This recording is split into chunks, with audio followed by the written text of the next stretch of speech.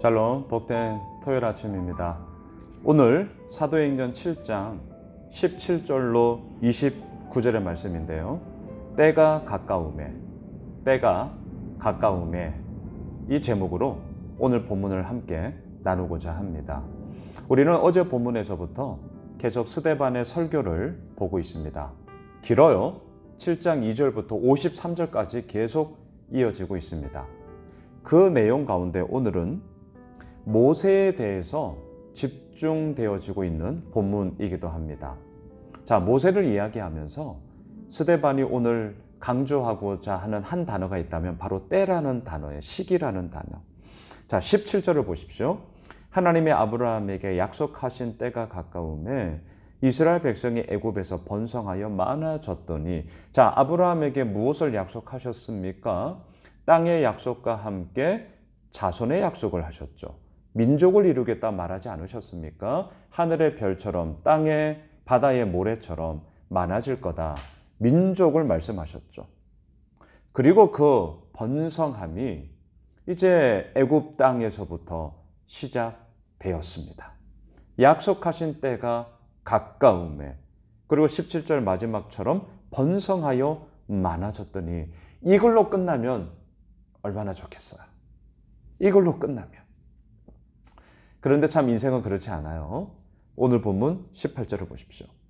요셉을 알지 못하는 새 임금이 애굽 왕위에 오르매, 19절, 그가 우리 족속에게 교활한 방법을 써서 조상들을 괴롭게 하여 그 어린아이들을 내버려 살지 못하게 하려 할세. 정말 교활한 방법이었죠. 남자아이가 태어나면 다 죽이는, 정말 피 비린내 나는 대학살의 때가 이루어지지 않았겠습니까? 자, 번성의 때가 있었습니다. 하지만 그 번성함으로만 끝나지 않았고요. 학대의 때도 있었습니다. 정말 피눈물 나는 이야기의 때가 있었던 거죠. 하지만 번성의 때도 학대의 때도 그 모두가 다 하나님의 구원 역사를 이루시는 구원의 때였다. 이것을 이제 오늘 우리 본문의 결론으로 제가 삼고자 하는 것입니다. 여러분 20절을 보십시오. 바로 그때에 모세가 났는데 하나님 보시기에 아름다운지라 그의 아버지 집에서 석 달 동안 길리더니, 그리고 더 이상 기를 수가 없어서 나일 강가에 띄웠고 애굽 바로의 공주의 눈에 띄어 양자 되었고, 그리고 왕자로서의 이집트 왕자가 되지 않았겠습니까? 자, 20절에 그때에 모세가 났는데, 이때는 언제입니까? 번성의 때와 아울러 학대의 때가 이루어지는 혼돈의 시대 가운데 바로 그때였죠. 하나님의 역사하심은 바로 이러한 때에 이루어집니다. 번성의 때를 통하여서 기뻐하고 감사할 수 있습니다. 학대의 때를 통하여서 눈물 나고 힘들어하고 여러 가지 많은 어려움 가운데 힘겨움 속에 서 있을 때가 있어요. 하지만 잊지 마십시오. 번성이 번성함으로만 줄곧 가지도 않고요. 학대가 학대함으로만 줄곧 가지도 않아요. 그 가운데 중요한 것은 하나님이 보시기에 바로 그때의 역사하심이 어떻게 이루어지는가. 바로 이것이죠. 지금의 때도 똑같지 않습니까? 코로나19 델타 변이 바이러스 뿐만이 아니라 다른 여러 가지 많은 종류의 바이러스에 대한 위험들이 또 여기저기 매스컴을 통해서 나오게 됩니다. 그리고 앞으로 어떻게 될는지 우리가 단정 지을 수도 없는 바로 이때를 살아가야 되는 것이죠.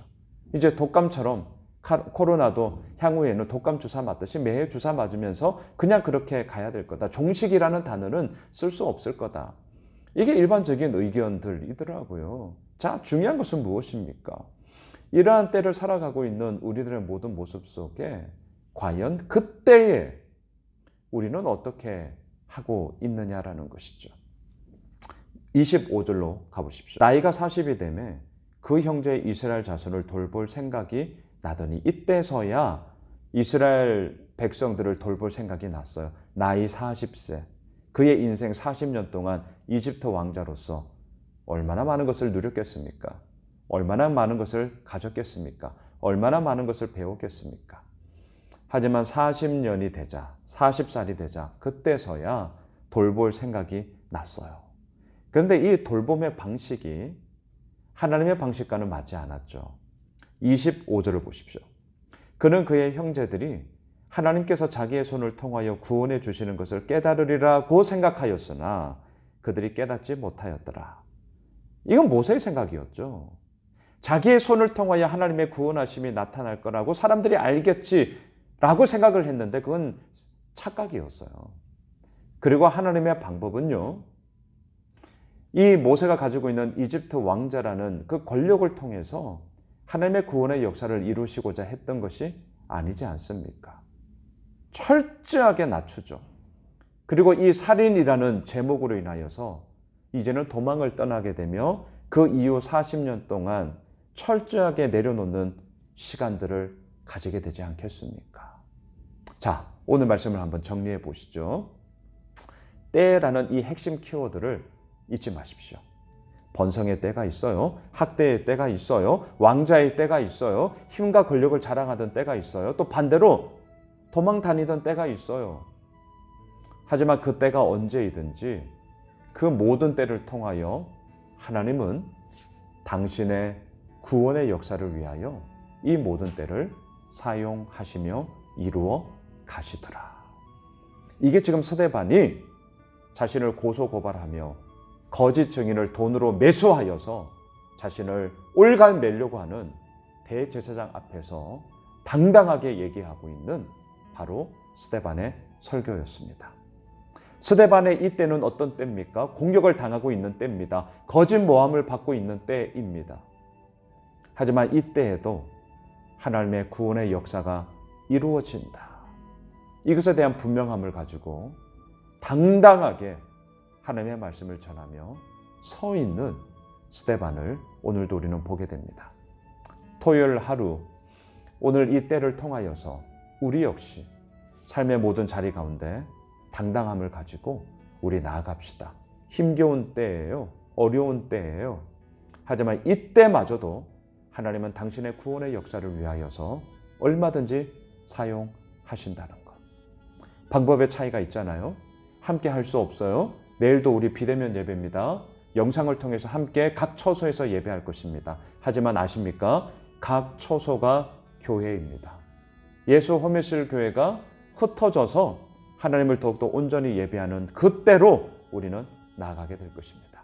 바라기는 번성의 때든지 학대의 때든지 그 때가 어느 때든지 간에 하나님의 구원의 역사를 위하여 하나님은 그 모든 것을 다 사용하신다.